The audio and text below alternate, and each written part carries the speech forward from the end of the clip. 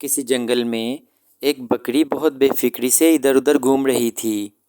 ایک کوے کو بہت حیرت ہوئی اور وہ بکری سے پوچھنے لگا کہ تمہیں کسی سے خوف کیوں نہیں ہے؟ بکری نے کہا، بھائی میری بے فکری کا سبب یہ ہے کہ کچھ عرصہ پہلے ایک شیرنی اپنے 2 چھوٹے بچے چھوڑ کر مر گئی تھی۔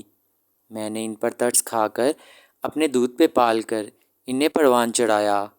اب وہ جوان ہیں اور انہوں نے جنگل میں اعلان کر رکھا ہے کہ ہماری بکری ماں کی طرف کوئی میلی آنکھ سے نہ دیکھے۔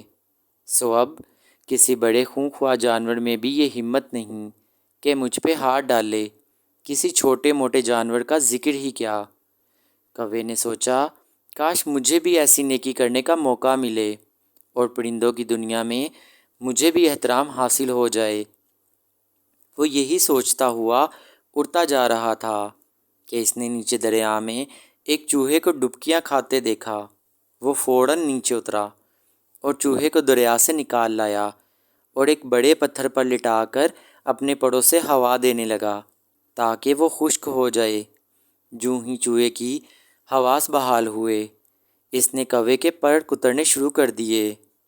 کوا بیچارہ نیکی کی دھن میں مگن تھا اور چوہا اپنی کارگزاری میں مصروف۔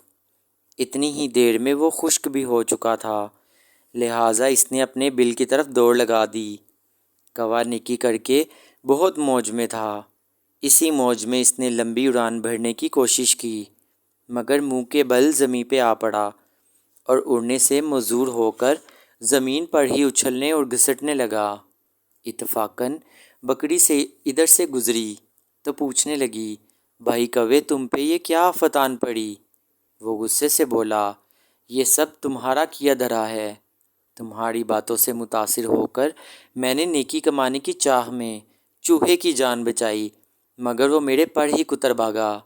بکری ہنس پڑی اور کہنے لگی، بے وقوف، اگر نیکی ہی کرنی تھی تو کسی شیر کے بچے کے ساتھ کرتے۔ چوہے کا بچہ تو اپنا چوہا پن ہی دکھائے گا۔ بدذات اور بد اصل کے ساتھ نیکی کرنے کا وہی حال ہوتا ہے جو تمہارا ہوا ہے، یعنی کووں کے بچے موتی چگنے سے ہنس نہیں بن جاتے، اور کھارے پانی کے کنویں منو میٹھا ڈالنے کے بعد بھی کھارے ہی رہتے ہیں۔